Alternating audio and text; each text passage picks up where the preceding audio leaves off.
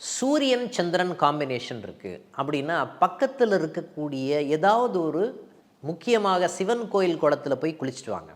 சிவன் கோயில் குளத்தில் போய் குளிச்சுட்டு வந்தீங்க அப்படின்னு சொன்னால் உங்களுக்கு மனப்பதட்டம்னு சொல்லுவாங்க, பரபரப்பான ஒரு தன்மைன்னு சொல்லலாம்.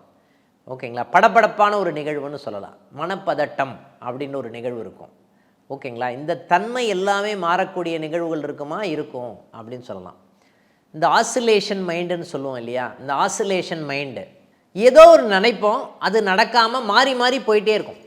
அந்த மாதிரி ஒரு நிகழ்வுகள் எல்லாமே மாறக்கூடிய தன்மை இந்த சூரியன் ப்ளஸ் சந்திரன் இந்த நிகழ்வு ஒன்றாக இருக்கும்போது நடக்குமானா நடக்கும்.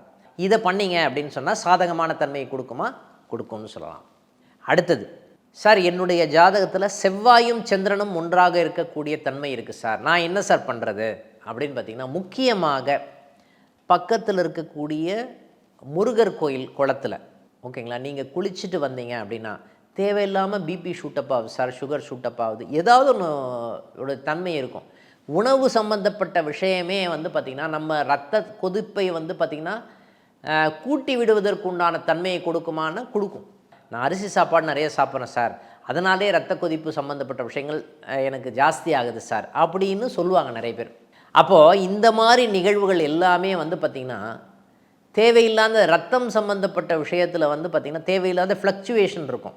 அதுவே பிரச்சனை கொடுக்கக்கூடிய நிகழ்வுகளுக்கு கொடுக்கும்னு சொல்லலாம். அப்போது பக்கத்தில் இருக்கக்கூடிய முருகர் கோயிலுக்கு போங்க, அங்கே இருக்கக்கூடிய குளத்தில் குளிங்க. அது சம்பந்தப்பட்ட நிகழ்வுகள் உங்களுக்கு சாதகமான நல்ல பலனை கொடுக்கக்கூடிய நிகழ்வுகள் இருக்குன்னு சொல்லலாம். இதை வருஷத்துக்கு ஒரு முறை கண்டிப்பாக பண்ணி ஆகணும்.